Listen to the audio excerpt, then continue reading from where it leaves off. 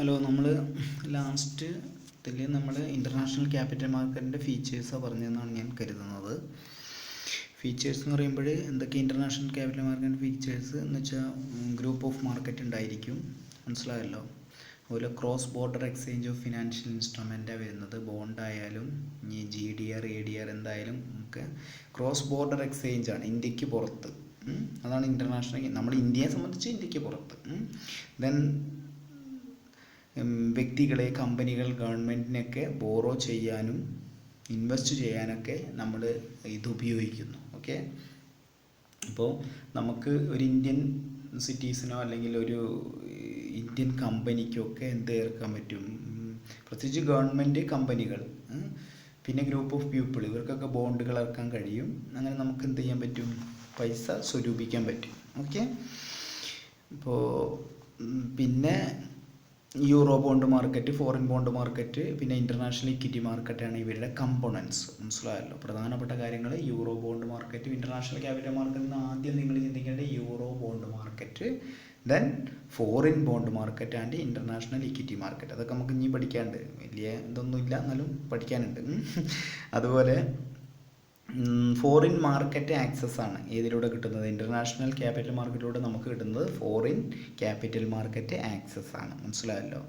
ഇന്ത്യക്കാർക്ക്, ഇന്ത്യൻ കമ്പനികൾക്ക് ലോകത്തെ ഏത് രാജ്യങ്ങളിൽ നിന്നും പണം ശേഖരിക്കാൻ പറ്റും, അതുപോലെ മറ്റുള്ള രാജ്യങ്ങൾക്ക് ഇന്ത്യയിൽ നിന്നും പണം ശേഖരിക്കാൻ പറ്റും ത്രൂ ഈ ബോണ്ടുകളായാലും, ഇനി യൂറോ ബോണ്ടായാലും ഫോറിൻ ബോണ്ടായാലും ഇനി ഇക്വിറ്റി കാര്യങ്ങളായാലും അതുവഴിയൊക്കെ നമുക്ക് പണം ശേഖരിക്കാൻ പറ്റും. ഓക്കെ, ഇനി നമുക്ക് അടുത്തതുള്ളത് എന്താണ് ഇൻ്റർനാഷണൽ ബോണ്ട് മാർക്കറ്റ് എന്നുള്ളതാണ്, മനസ്സിലായല്ലോ. ഇൻ്റർനാഷണൽ ബോണ്ട് മാർക്കറ്റ് പറഞ്ഞാൽ ഇപ്പം ക്യാപിറ്റൽ മാർക്കറ്റ് നമുക്ക് ബോണ്ട് മാർക്കറ്റ് എന്നും ഇക്വിറ്റി മാർക്കറ്റ് എന്നും വേർതിരിക്കാൻ പറ്റും. ഞാൻ divide the international capital market into international bond market and international equity market. International bond market deals in international bonds. It is a place where bonds and securities are sold by governments, companies, banks and other financial institutions to raise capital. So these are bonds issued by government or companies or banks and other financial institutions to raise the capital. Simple അല്ലേ. ഇതിനെ നമ്മൾ international bond market എന്ന് പറഞ്ഞാൽ, bond എന്ന് പറഞ്ഞാൽ നിങ്ങൾക്കറിയാം, it is a debt, long term debt ആണ്. And obligation issued by, ഒരു ഒബ്ലിഗേഷൻ കൂടിയാണ്. കാരണം ഈ ബോണ്ട് വാങ്ങുന്ന, ഇപ്പം ഞാനൊരു ബോണ്ട് വാങ്ങിക്കഴിഞ്ഞാൽ ഞാൻ ആ കമ്പനിക്ക് കടം കൊടുക്കുകയാണ്. അപ്പോൾ കമ്പനി എന്ത് ചെയ്യും, എനിക്ക് പലിശയും തരും, കുറേ കാലം കഴിഞ്ഞാൽ ബോണ്ട് തിരിച്ചു അങ്ങ് വാങ്ങിയിട്ട് എൻ്റെ ക്യാപിറ്റലും തരും, മനസ്സിലായല്ലോ. ചില രാജ്യങ്ങളിൽ ഇങ്ങനെയും കൂടിയുണ്ട്, അതായത് ഈ ബോണ്ട് ൻ്റെ പലിശ കൊടുക്കുന്നത് ഒരു കറൻസിയിലും ബോണ്ടിൻ്റെ ക്യാപിറ്റൽ കൊടുക്കുന്നത് വേറെ കറൻസിയിലും, അങ്ങനെ പല നാനാ തരത്തിൽ ഒരു ഭയങ്കരമായ വിചിത്രമായ ലോകമാണ് ഇത് ഈ ബോണ്ട് മാർക്കറ്റ് എന്ന് പറഞ്ഞാൽ. So bond is a long term debt or obligation issued by the government and corporation and other financial institution. Okay, so it is a debt instrument ആണ്, മനസ്സിലായല്ലോ. ഡെറ്റ് ഇൻസ്ട്രുമെൻ്റ് ആണ്. അതുപോലെ നമ്മുടെ അവർ ബോറോ ചെയ്യുന്ന മണി repay ചെയ്യാം, ഒരു പ്രിസ്ക്രൈബ്ഡ് റേറ്റ് ഓഫ് ഇൻട്രസ്റ്റും കൊടുക്കാം എന്ന് പറയുന്ന ഒരു പ്രോമിസിങ് ആയിട്ടുള്ള bond is a promising instrument which suggest to repay the borrowed money at a prescribed rate of interest to the holder of the instrument. ഞാനാണ് വാങ്ങുന്നതെങ്കിൽ എനിക്ക് അത് തരും, എനിക്ക് പലിശയും കിട്ടും, കുറേ കാലം കഴിഞ്ഞ് എന്തും കിട്ടും, അതിൻ്റെ എനിക്ക് എൻ്റെ ക്യാപിറ്റലും കിട്ടും. ഓക്കെ, ഇതാണ് ബോണ്ട് മാർക്കറ്റ് എന്ന് പറഞ്ഞാൽ ഇൻ്റർനാഷണൽ. പിന്നെ ബോണ്ട് മാർക്കറ്റ് തന്നെ രണ്ട് തരത്തിലുണ്ട്, ഫോറിൻ ബോണ്ട് മാർക്കറ്റ് ഉണ്ട്, യൂറോ ബോണ്ട് മാർക്കറ്റ് ഉണ്ട്. ഫോറിൻ ബോണ്ട് മാർക്കറ്റ് എന്ന് പറഞ്ഞാൽ എന്താ, ഒരു വിദേശ രാജ്യത്ത്, ഇപ്പോൾ അമേരിക്കയാണെങ്കിൽ അമേരിക്കയിൽ അമേരിക്കൻ ഡോളറിൽ ഇറക്കുന്നതാണ് എന്ത്, ഫോറിൻ ബോണ്ട് മാർക്കറ്റ് എന്ന് പറഞ്ഞാൽ. ഓക്കെ, അപ്പം നമ്മൾ ഇപ്പോൾ ഇന്ത്യ എന്ന് പറയുന്ന രാജ്യത്ത്, ഇപ്പോൾ നമ്മുടെ കേരളം ലണ്ടനിൽ കൊണ്ടുപോയിട്ട് ഇറക്കിയില്ലേ, അപ്പം ലണ്ടൻ മാർക്കറ്റിൽ കേരളം ബോണ്ടുകൾ ഇറക്കി, ലണ്ടൻ ആളുകൾ വാങ്ങി. അതുപോലെ അതിനെ ഫോറിൻ ബോണ്ട് എന്ന് പറയാം. അപ്പോൾ US ഡോളർ ബോണ്ട് അല്ലെങ്കിൽ US ഡോളർ ബോണ്ട് ജപ്പാനിൽ വിറ്റഴിക്കുമ്പോൾ ജപ്പാൻകാർക്ക്, അപ്പം നമ്മളെ കേരളത്തിൻ്റെ പണം ശേഖരിക്കാനുള്ള ബോണ്ടുകൾ വാങ്ങുന്നത് ലണ്ടൻ നിവാസികളാണ്, അതൊരു ഫോറിൻ ബോണ്ടാണ്. അതുപോലെ അമേരിക്കയുടെ ബോണ്ട് ജപ്പാൻ ആളുകൾക്ക് വാങ്ങാൻ പറ്റും, അതൊരു ഫോറിൻ ബോണ്ടാണ്. മനസ്സിലായല്ലോ? അപ്പോൾ foreign bond is A type of international bond which is deals with the foreign bonds. മനസ്സിലായോ? ഫോറിൻ ബോണ്ടുകളുമായിട്ട് ഡീൽ ചെയ്യുന്ന മാർക്കറ്റാണ് ഫോറിൻ ബോണ്ട് മാർക്കറ്റ്. ഓക്കെ. അതുപോലെ യൂറോ ബോണ്ട് മാർക്കറ്റ് എന്ന് പറഞ്ഞു കഴിഞ്ഞാൽ, ഇപ്പോൾ ഞാനിപ്പോൾ നേരത്തെ പറഞ്ഞില്ലേ, ഇപ്പം നമ്മുടെ ഈ കേരളത്തിലെ ആളുകൾ അല്ലെങ്കിൽ കേരള ഗവൺമെൻറ് ലണ്ടനിൽ കൊണ്ടുപോയിട്ട് അവരുടെ ഡിബഞ്ചർ അല്ലെങ്കിൽ ബോണ്ടുകൾ ഇറക്കുന്നു, അതിനെ ഫോറിൻ ബോണ്ട് എന്ന് പറയുക. യൂറോ ബോണ്ട് എന്ന് പറഞ്ഞാൽ ഇത് വേറൊരു ഇതാണ്, മേജർ സോഴ്സ് ഓഫ് റിസോഴ്സാണ്. കമ്പനികളുടെ ഏത് തരം കമ്പനികളായാലും അവരുടെ മേജർ സോഴ്സ് ഓഫ് റിസോഴ്സാണ് ഇത് യൂറോ ബോണ്ട് മാർക്കറ്റ്. അപ്പോൾ യൂറോ ബോണ്ട് മാർക്കറ്റ് എന്ന് പറഞ്ഞു കഴിഞ്ഞാൽ നമ്മൾ യൂറോപ്യൻ രാജ്യങ്ങളിൽ ഇറക്കുന്നതാണ്. മനസ്സിലായല്ലോ? യൂറോ ബോണ്ടുകളുമായിട്ട് യൂറോപ്യൻ രാജ്യങ്ങൾ എന്ന് പറയുകയാണ്, പക്ഷേ യൂറോ ബോണ്ടുകളുമായിട്ട് ഡീൽ ചെയ്യുന്ന ഏത് മാർക്കറ്റ് നമുക്ക് യൂറോ ബോണ്ട് മാർക്കറ്റ് എന്ന് പറയാം. അപ്പം വേറൊരു രാജ്യത്ത് ആ രാജ്യത്തിൻ്റേതല്ലാത്ത കറൻസിയിൽ ഇറക്കുന്ന എന്തും യൂറോ ബോണ്ടുകളാണ്. ഒരിക്കൽ കൂടി പറയുന്നു, അമേരിക്കയിൽ ഡോളറിലല്ലാത്ത ഇറങ്ങുന്ന ഏതൊരു ബോണ്ടുകളും നമുക്ക് യൂറോ ബോണ്ട് എന്ന് പറയാം. ഓക്കെ. അപ്പോൾ യു കെയിൽ ഡോളറിലൊരു ബോണ്ട് ഇറങ്ങുകയാണെങ്കിൽ നമ്മൾ അതിനെ യൂറോ ബോണ്ട് എന്നാണ് പറയുക. അപ്പം യൂറോ ബോണ്ടും അതുപോലെ ഈ നമ്മുടെ ഇൻ്റർനാഷണൽ ബോണ്ട് മാർക്കറ്റ് ആണ് ഈ ഇൻ്റർനാഷണൽ ക്യാപിറ്റൽ മാർക്കറ്റിൻ്റെ ഏറ്റവും പ്രധാനപ്പെട്ട രണ്ട് പാർട്സുകൾ. ഒന്ന് ഫോറിൻ ബോണ്ടും അതുപോലെ യൂറോ ബോണ്ടും. ഓക്കെ. ഇനി ഇത് തമ്മിൽ ചെറിയ ചെറിയ വ്യത്യാസങ്ങളുണ്ട്. ഈ യൂറോ ബോണ്ടും യൂറോ ക്രെഡിറ്റും അത് നിങ്ങൾക്ക് ഈ നിങ്ങളുടെ സിലബസിൽ യൂറോ ബോണ്ടും യൂറോ ക്രെഡിറ്റും തമ്മിലുള്ള വ്യത്യാസങ്ങളുണ്ട്. യൂറോ ക്രെഡിറ്റ് എന്ന് പറഞ്ഞു കഴിഞ്ഞാൽ ഇപ്പോൾ നമ്മുടെ ഹോം കൺട്രി ഇന്ത്യക്ക് യൂറോ ക്രെഡിറ്റ് കിട്ടുകയാണെങ്കിൽ അതിൻ്റെ ഇൻട്രസ്റ്റ് റേറ്റ് പല രീതിയിലായിരിക്കും. വേരിയബിൾ ആയിട്ടുള്ള ഇൻട്രസ്റ്റ് റേറ്റ് ഉണ്ടായിരിക്കുക. മനസ്സിലായല്ലോ? യൂറോ ബോണ്ട് എന്ന് പറഞ്ഞാൽ ഫിക്സഡ് റേറ്റും ആൻഡ് ഫ്ലോട്ടിംഗ് റേറ്റും ഉണ്ട്. മറ്റേത് വെറും ഫ്ലോട്ടിംഗ് റേറ്റ് ആകുമ്പോൾ ഇതിന് ഫിക്സഡ് റേറ്റ് കൂടിയുണ്ട്. യൂറോ ബോണ്ട് ഫിക്സഡും ഉണ്ട്, ഫ്ലോട്ടിംഗ് ഉണ്ട്. യൂറോ ക്രെഡിറ്റിൽ ഫ്ലോട്ടിംഗ് മാത്രമേ ഉള്ളൂ. അതുപോലെ യൂറോ ബോണ്ട് എന്ന് പറഞ്ഞാൽ ലോങ് മെച്യൂരിറ്റിയാണ്. നമ്മുടെ യൂറോ ക്രെഡിറ്റ് എന്ന് പറഞ്ഞാൽ യൂറോ ബോണ്ടിന് അത്രയും മെച്യൂരിറ്റി ഇല്ല. ഓക്കെ. അതുപോലെ ഇത് യൂറോ ബോണ്ട് എന്ന് പറഞ്ഞാൽ ഹൈ സൈസാണ്, ലാർജ് സൈസിൽ അത് എടുക്കുന്നത് അല്ലെങ്കിൽ ഇഷ്യൂ ചെയ്യുന്നത്. യൂറോ ക്രെഡിറ്റ് എന്ന് പറഞ്ഞാൽ യൂറോ ബോണ്ടിന് അത്രത്തോളം സ്മോൾ സൈസിലാണ്. വലിയ കാര്യങ്ങളൊന്നുമില്ല, സംഭവം ഏകദേശം ഒരുപോലെ തന്നെയാണ്. ഒന്ന് ഫിക്സഡ് ആണ്, മറ്റത് ഫിക്സഡും ഫ്ലോട്ടിങ്ങും കൂടിയിട്ടുള്ളതാണ്. മനസ്സിലായല്ലോ? അതുപോലെ യൂറോ ബോണ്ട് എന്ന് പറഞ്ഞാൽ ഫ്ലെക്സിബിലിറ്റി കുറവാണ്. യൂറോ ക്രെഡിറ്റ് എന്ന് പറഞ്ഞാൽ മോർ ഫ്ലെക്സിബിൾ ആണ്. കാരണം എന്താ വെച്ചിട്ടുണ്ടെങ്കിൽ വേരിയബിൾ പലതരത്തിലുള്ള ഇൻട്രസ്റ്റ് റേറ്റ് ആയ കാരണം പല ആളുകൾക്ക് ഇത് വാങ്ങാൻ പറ്റും. പല ഇൻട്രസ്റ്റ് റേറ്റ് ആകുമ്പോൾ പല രീതിയിലുള്ള കൺസ്യൂമേഴ്സിന്, അല്ലെങ്കിൽ കൺസ്യൂമേഴ്സ് എന്ന് പറയാൻ പറ്റില്ല, ഇൻവെസ്റ്റേഴ്സിന് ഇത് വാങ്ങാൻ പറ്റും. അപ്പം യൂറോ ക്രെഡിറ്റ് കൂടുതൽ ഫ്ലെക്സിബിൾ ആണ്, കാരണം ഇത് ഫ്ലോട്ടിംഗ് റേറ്റിൽ ഇറക്കുന്നത്. യൂറോ ബോണ്ട് എന്ന് പറഞ്ഞാൽ കുറച്ചുകൂടി ഫ്ലെക്സിബിലിറ്റി കുറവാണ്. ഓക്കെ. അതുപോലെ യൂറോ ക്രെഡിറ്റിൽ ഫണ്ട് റൈസിങ് ക്വിക്കായിട്ട് നടക്കും, പക്ഷേ യൂറോ ബോണ്ടിൽ ഫണ്ട് റൈസിങ് അത്ര ക്വിക്കായിട്ട് നടക്കൂല. അപ്പോൾ സിമ്പിളായിട്ടുള്ള കുറച്ച് കാര്യങ്ങളാണ്. അപ്പോൾ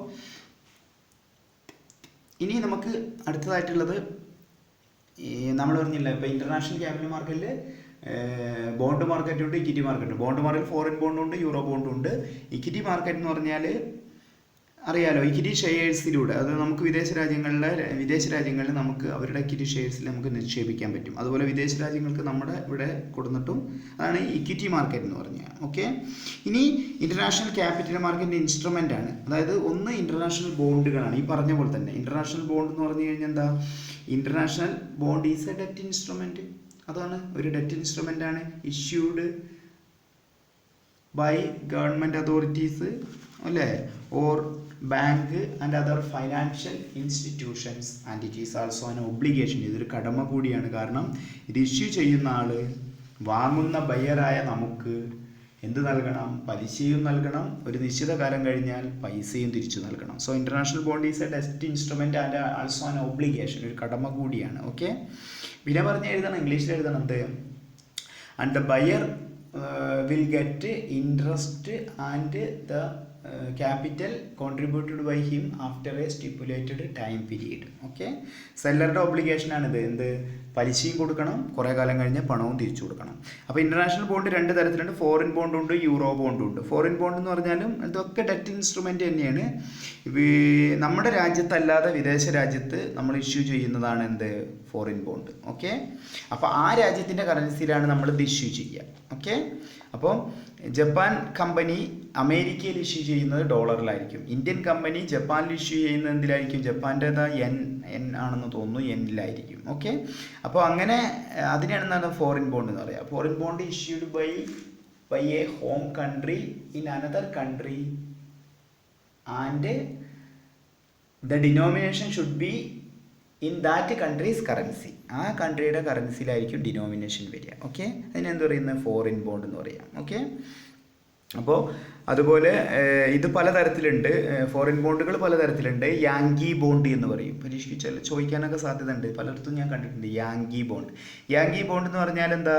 അമേരിക്കയിൽ ഇഷ്യൂ ചെയ്യുന്ന ഫോറിൻ ബോണ്ടാണ് യാങ്കി ബോണ്ട്. മനസ്സിലായല്ലോ? അപ്പോൾ യാങ്കികൾ എന്ന് ചിലപ്പോൾ അമേരിക്കക്കാരായിരിക്കും പറയുന്നത്. ഓക്കെ, യുണൈറ്റഡ് സ്റ്റേറ്റ്സിൽ ഇഷ്യൂ ചെയ്യുന്ന ബോണ്ടുകളാണ് യാങ്കി ബോണ്ട്. അപ്പോൾ ഡോളറിലായിരിക്കും. Okay, US ഡോളറിലായിരിക്കും. വേറെ കൺട്രിയാണ് ഇഷ്യൂ ചെയ്യാന്ന് മാത്രം. ഓക്കെ, മറ്റുള്ള കൺട്രികൾ, അമേരിക്കൻ കൺട്രികളിൽ ബോണ്ടുകൾ ഇഷ്യൂ ചെയ്ത് ധനശേഖരണം നടത്തുന്നു. ഈ ബോണ്ടിനെ വിളിക്കുന്ന പേരാണ് യാങ്കി ബോണ്ട്. സിമ്പിളാണ്. വാട്ട് ഈസ് യാങ്കി ബോണ്ട് ചോദിച്ചാൽ it is a foreign bond. Okay, it is a debt instrument actually which is issued in US dollar and in USA, issued by another country. വേറൊരു കൺട്രിയാണ് issue ചെയ്യുന്നത്. അമേരിക്കക്കാർ വാങ്ങുകയാണെങ്കിൽ നമുക്ക് ആ പൈസ കിട്ടുന്നു മാത്രം. ഓക്കെ, അതാണ് യാങ്കി ബോണ്ട് പറഞ്ഞാൽ. നെക്സ്റ്റ് സാമുറായി ബോണ്ട് ഉണ്ട്. സാമുറായി എന്ന പേര് തന്നെ ഉണ്ട്. ജപ്പാനിൽ ഇഷ്യൂ ചെയ്യുന്നതാണ് സാമുറായി ബോണ്ട്. ജപ്പാനിൽ ജപ്പാനീസ് മണിയിൽ ഇഷ്യൂ ചെയ്യുന്നതാണ് സാമുറായി ബോണ്ട്. ഓക്കെ, അതുപോലെ UK ഇഷ്യൂ ചെയ്യുന്ന ബോണ്ടിനെ വിളിക്കുന്ന പേരാണ് ബുൾഡോഗ് ബോണ്ട്. സിമ്പിളാണ്. ആ രാജ്യത്ത് ഇഷ്യൂ ചെയ്യുന്ന പേര് മാത്രം ഓർത്തിക്കുക. ബുൾഡോഗ് ബോണ്ട് എന്ന് പറഞ്ഞാൽ ഇഷ്യൂഡ് ഇൻ UK ഇഷ്യൂ ചെയ്യുന്നതാണ് ബുൾഡോഗ് ബോണ്ട്. മറ്റൊരു രാജ്യമായിരിക്കും. UK നമ്മൾ ധനശേഖരണം നടത്തുന്ന സമയത്ത് മറ്റു രാജ്യങ്ങൾ UK കൊണ്ടുപോയിട്ട് ബുൾഡോഗ് ബോണ്ട് ഇഷ്യൂ ചെയ്യുന്നു. അവർ വാങ്ങുകയാണെങ്കിൽ ഓക്കെ. സമുറായി ബോണ്ട് എന്ന് പറഞ്ഞാൽ ജപ്പാനിൽ. ഓക്കെ, പിന്നെ റംബ്രാൻഡ് ബോണ്ട്സ് ഉണ്ട്. Netherland, Holland. ഈ ഹോളണ്ട് എന്ന് കേൾക്കുമ്പോൾ, നെതർലാൻഡ് എന്ന് കേൾക്കുമ്പോൾ ആദ്യമായിട്ട് ഈ ഗവൺമെൻറ്റിൻ്റെ ഉടമസ്ഥതയിൽ ബോണ്ടുകൾ ആദ്യമായിട്ട് ഇറക്കിയത് ഹോളണ്ടിലാണെന്നാണ് ഞാൻ കരുതുന്നത്. അപ്പോൾ ഹോളണ്ട് എന്ന് പറഞ്ഞു കഴിഞ്ഞാൽ, നെതർലാൻഡ് എന്നൊക്കെ പറഞ്ഞു കഴിഞ്ഞാൽ, ഡച്ചുകാർ എന്ന് പറഞ്ഞു കഴിഞ്ഞാൽ ബോണ്ട് മാർക്കറ്റിൽ വളരെയധികം ഓർത്തിരിക്കേണ്ട ഒരു പേരാണ്. കാരണം ആദ്യമായിട്ട് ഈ ചരിത്രപരമായിട്ട് ആദ്യമായിട്ട് ഈ സാധനം, ഇങ്ങനെ ഒരു സംഭവം, ഈ ഇൻസ്ട്രുമെൻ്റ് ഇഷ്യൂ ചെയ്തത് ഡച്ചുകാരാണ്. മനസ്സിലായല്ലോ? പക്ഷേ ഒഫീഷ്യലി ഇഷ്യൂ ചെയ്തത് ഇംഗ്ലണ്ടാണെന്നാണ് എനിക്ക് തോന്നുന്നത്. അപ്പം റംബ്രാൻഡ് ബോണ്ട് എന്ന് പറഞ്ഞാൽ നെതർലാൻഡിൽ വേറൊരു രാജ്യം നെതർലാൻഡിൻ്റെ കറൻസിയിൽ ഇഷ്യൂ ചെയ്യുന്നതാണ് എന്ത്? Rembrandt bond. അപ്പോൾ ഇപ്പം കൊറിയ അല്ലെങ്കിൽ ജപ്പാൻ അല്ലെങ്കിൽ കൊറിയ അല്ലെങ്കിൽ ഇന്ത്യ, അവരൊക്കെ നെതർലാൻഡിൽ, ഇന്ത്യയിലൊരു കമ്പനി അല്ലെങ്കിൽ ഇന്ത്യ ഗവൺമെൻറ്റിനും പറ്റും ധനശേഖരണം നടത്താനായിട്ട്. ഓക്കെ, അതാണ് റംബ്രാൻഡ് ബോണ്ട് എന്ന് പറയുക. മനസ്സിലായല്ലോ? അതുപോലെ ബണ്ണി ബോണ്ടുകളുണ്ട്. ബണ്ണി ബോണ്ടുകൾ എന്ന് പറഞ്ഞു കഴിഞ്ഞാൽ, നമ്മൾക്ക് ഒരു ബോണ്ട് ബണ്ണി ബോണ്ട് എപ്പോഴാണ് ആവുക എന്ന് വെച്ചാൽ, ഈ ബോണ്ടിന് നമുക്ക് കിട്ടുന്ന ഇൻട്രസ്റ്റ് കൂടി അതിലേക്ക് നമുക്ക് അക്യുമുലേറ്റ് ചെയ്യാൻ പറ്റും. ഓക്കെ, അപ്പോൾ ഞാനൊരു ബണ്ണി ബോണ്ട് വാങ്ങിക്കഴിഞ്ഞാൽ എനിക്കുള്ള ഗുണം എന്താണെന്ന് വെച്ചാൽ, I can add the interest to the principal amount of that bond. നമുക്ക് ഈ ഇൻട്രസ്റ്റ് കൂടി അതിലേക്ക് അക്യുമുലേറ്റ് ചെയ്യാൻ പറ്റും. ഓക്കെ, അപ്പോൾ നമ്മുടെ ഏണിങ് ഇങ്ങനെ കൂടി വരും. ഓക്കെ, ശ്രദ്ധിക്കണം. 100 രൂപ അതിൻ്റെ ഇൻട്രസ്റ്റ് കിട്ടുന്നു 10% ആണെങ്കിൽ, അത്രയൊന്നും കിട്ടുന്നില്ല, എന്നാലും ഞാൻ ജസ്റ്റ് എളുപ്പത്തിന് വേണ്ടി പറയുന്നു. പിന്നെ അത് 110 കോമ്പൗണ്ട് ഇൻട്രസ്റ്റ് എന്ന് കേട്ടിട്ടില്ലേ? I=PNR എന്നൊക്കെ പറഞ്ഞ് നിങ്ങൾ പണ്ടൊക്കെ സ്കൂളിലൊക്കെ പഠിച്ചിട്ടുണ്ടായിരിക്കും. ബാങ്കിൻ്റെ ഇൻട്രസ്റ്റ് I=PNR, അത് സിമ്പിൾ ഇൻട്രസ്റ്റ്. പിന്നെ കോമ്പൗണ്ട് ഇൻട്രസ്റ്റിന് വേറെ ഉണ്ട്. അതുപോലെ ഇപ്പം 100 രൂപ അത് 110, പിന്നെ അത് എങ്ങനെ പോകും? അതാണ് ബണ്ണി ബോണ്ട് എന്ന് പറഞ്ഞാൽ. ഓക്കെ, പിന്നെ ഡ്രാഗൺ ബോണ്ട് ഉണ്ട്. എന്നുവെച്ചാൽ ഏഷ്യൻ ഇൻവെസ്റ്റേഴ്സിനെ ആകർഷിക്കാനായിട്ട് ഡോളറിലും യെന്നിലൊക്കെ ഇഷ്യൂ ചെയ്യുന്ന ബോണ്ടുകളാണ് ഡ്രാഗൺ ബോണ്ടുകൾ. ഓക്കെ, അപ്പോൾ ഇതൊക്കെ ഇഷ്യൂ ചെയ്യുന്ന ഒരാളുണ്ടാവും. ഓക്കെ, ഒരു കമ്പനി ഡ്രാഗൺ ബോണ്ട് ഇഷ്യൂ ചെയ്യുന്നത് എങ്ങനെയായിരിക്കും? ഈ എന്നിലും ഡോളറിലൊക്കെ അവർ ഇഷ്യൂ ചെയ്യുന്നു. നമ്മളെ ഏഷ്യക്കാരായ ഇൻവെസ്റ്റേഴ്സ് അത് വാങ്ങാതിരിക്കാം, വാങ്ങുമ്പോഴാണ് ബോണ്ടുകളൊക്കെ ആവുന്നത്.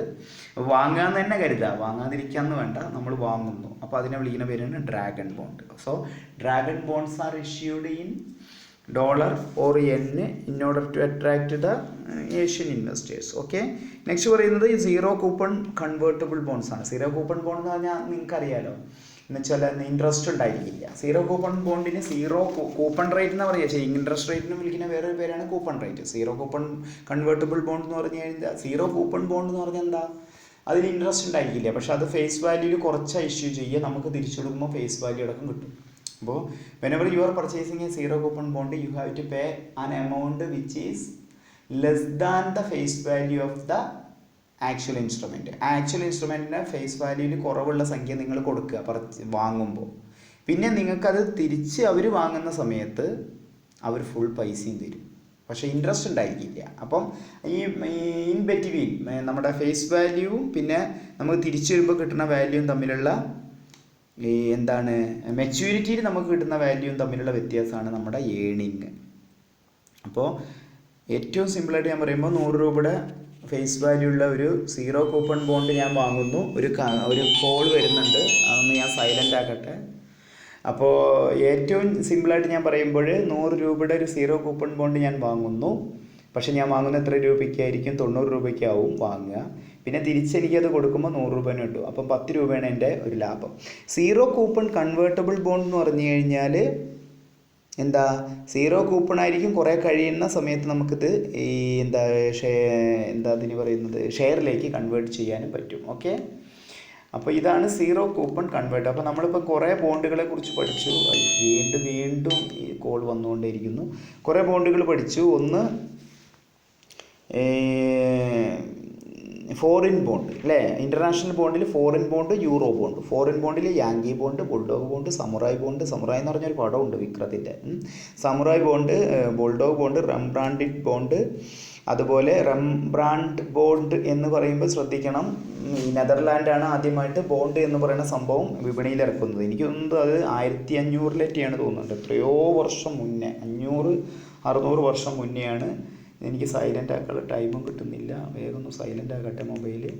ഓക്കെ, സൈലൻ്റ് ആക്കി. ഇനി എനിക്ക് സമാധാനമാണ്, ഈ കഴിഞ്ഞിട്ട് ഫോൺ എടുക്കാം. ഓക്കെ, അപ്പം പിന്നെ ബണ്ണി ബോണ്ട് എന്ന് പറഞ്ഞാൽ നിങ്ങൾക്കറിയാം എന്താ, നമ്മളുടെ ഇൻട്രസ്റ്റ് റേറ്റ് അക്യുമുലേറ്റ് ചെയ്യും പ്രിൻസിപ്പലിൻ്റെ കൂടെ, അപ്പോൾ നമുക്ക് കൂടുതൽ ഏണിങ് കിട്ടും. ഓക്കെ, അതുപോലെ ഡ്രാഗൺ ബോണ്ട് ഉണ്ട്, ഏഷ്യക്കാരെ ആകർഷിക്കാനായിട്ട് ഇറക്കുന്നത്. പിന്നെ സീറോ കൂപ്പൺ. ഇനി അടുത്തത് യൂറോ ബോണ്ടാണ്. ഇപ്പോൾ ഇതുവരെ നമ്മൾ പറഞ്ഞ ഫോറിൻ ബോണ്ട് മാർക്കറ്റിലെ പല വകഭേദങ്ങളാണ്. Next euro bond. Euro bond എന്ന് പറഞ്ഞാൽ ഇപ്പം നേരത്തെ നമ്മൾ പറഞ്ഞില്ലേ, മറ്റൊരു രാജ്യത്തിൻ്റെ അതിർത്തിയിൽ ലോങ് ടേം ബോണ്ടുകളാണ് വേറൊരു രാജ്യത്ത് വിൽക്കുന്നതാണ്, പക്ഷേ ആ രാജ്യത്തിൻ്റെ കറൻസീൻ്റെ ഡിനോമിനേഷനിലല്ല. അതില്ലേ, അപ്പോൾ നമ്മൾ അമേരിക്കയിൽ US ഡോളറിൽ ഇറക്കുന്നത് ഫോറിൻ ബോണ്ടും, അമേരിക്കയിൽ ജപ്പാൻ്റെ കറൻസിയിൽ ഇറക്കുന്നത് എന്താണ്, യൂറോ ബോണ്ടുമാണ്. മനസ്സിലായല്ലോ, അതാണ് ശ്രദ്ധിക്കേണ്ടത്. ഇപ്പോൾ ഇന്ത്യൻ കമ്പനി അമേരിക്കൻ ഡോളറിൽ ഇറക്കുന്നു, പക്ഷെ അമേരിക്കയിലാവില്ല. ഇന്ത്യൻ കമ്പനി അമേരിക്കൻ ഡോളറിൽ ബോണ്ട് ഇറക്കുന്നു, പക്ഷെ വിൽക്കുന്നത് എവിടെയല്ല, അമേരിക്കയിലല്ല. അമേരിക്കൻ ഡോളറിൽ അമേരിക്കയിൽ വിൽക്കുന്നതിനെ നമ്മൾ ഫോറിൻ ബോണ്ട് എന്ന് പറയുന്നു. അമേരിക്കൻ ഡോളറിൽ വേറെ രാജ്യങ്ങളിൽ വിൽക്കുന്നതിന് നമ്മൾ എന്ത് പറയുന്നു, യൂറോ ബോണ്ട് എന്ന് പറയുന്നു. ഓക്കെ, അപ്പോൾ ശ്രദ്ധിക്കണം, ഇന്ത്യൻ കമ്പനി അമേരിക്കയിൽ അമേരിക്കൻ ഡോളറിൽ ബോണ്ട് ഇറക്കുന്നതിന് ഫോറിൻ ബോണ്ട് എന്നും, ഇന്ത്യൻ കമ്പനി അമേരിക്കൻ ഡോളറിൽ അമേരിക്ക അല്ലാത്ത വേറെ ഏത് രാജ്യങ്ങളിലും ബോണ്ട് ഇറക്കുന്നതിന് എന്ത് പറയുന്നു, യൂറോ ബോണ്ട് എന്നും പറയുന്നു. ഓക്കെ, ഇനി ഫോറിൻ ബോണ്ടും യൂറോ ബോണ്ടും തമ്മിലുള്ള കുറച്ച് വ്യത്യാസങ്ങളാണ്. ഒന്നാമത്തെ വ്യത്യാസം ഇത് ഈ പറഞ്ഞത് തന്നെയാണ്. ഫോറിൻ ബോണ്ടിൽ നമ്മൾ ഒരു രാജ്യത്ത് ഏതെങ്കിലും ഒരു വിദേശ രാജ്യത്ത് അതിൻ്റെ കറൻസിയിൽ ഇറക്കുന്നതാണ് foreign bond. Okay, foreign bond എന്ന് പറഞ്ഞാൽ issuer select a foreign country and he issues the bond in the currency of that country. അതില്ലേ, മനസ്സിലായല്ലോ. പക്ഷേ യൂറോ ബോണ്ട് എന്ന് പറഞ്ഞാൽ അങ്ങനെയല്ല. യൂറോ ബോണ്ട് എന്ന് പറഞ്ഞു കഴിഞ്ഞാൽ denominated in a currency other than the currency of the country where the bonds are issued. ശരിക്കും ശ്രദ്ധിക്കണം.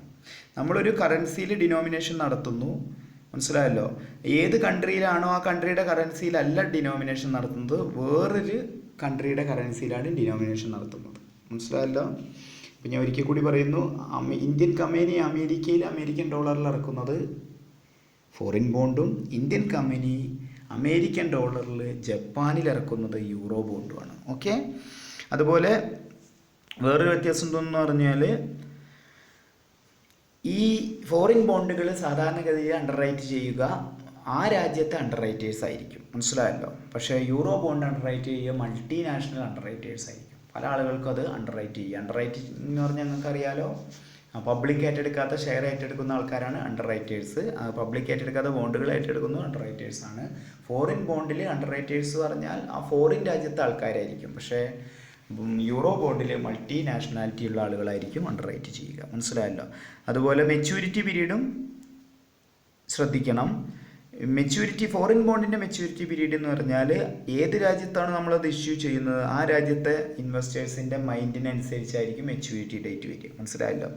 യൂറോ ബോണ്ട് എന്ന് പറഞ്ഞാൽ പല മെച്യൂരിറ്റി ഉണ്ടാവും. പല മൾട്ടിനാഷണൽ ഇൻവെസ്റ്റേഴ്സ് ആയ കാരണം പല രീതിയിലുള്ള മെച്യൂരിറ്റി പീരീഡ് ആയിരിക്കും ഇതിനുണ്ടായിരിക്കുക, യൂറോ ബോണ്ടിനുണ്ടായിരിക്കുക, മനസ്സിലായല്ലോ.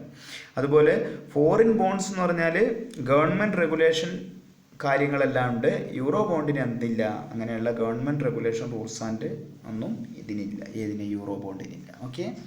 ഇതൊക്കെയാണ് ബോണ്ടിനെ കുറിച്ച് പറയാനുള്ളത്. ബാക്കി ഞാൻ വേറൊരു വീഡിയോയിൽ പറയാം. ഓക്കെ.